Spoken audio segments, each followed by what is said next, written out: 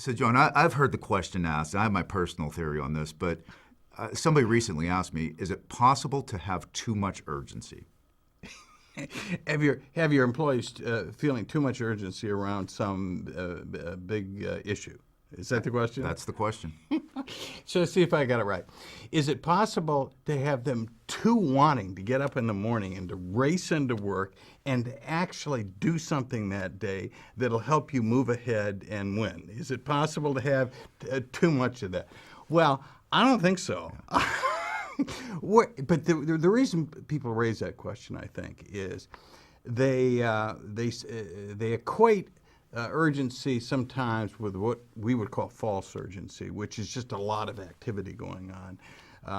And it tends to be anxiety-driven under those circumstances. It tends to be activity, not productivity, lots of PowerPoint slides, lots of meters. And yes, of course, any of that starts to get bad. And they see all the running around. They say, oops, too much urgency. It's not helping.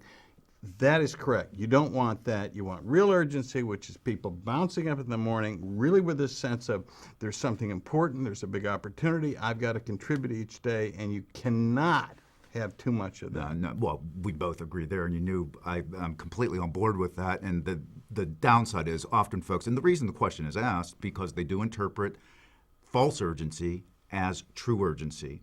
And they see where false urgency is not necessarily getting them to where they want to be, and it's burning people out. And that's why the question arose, can we have too much urgency?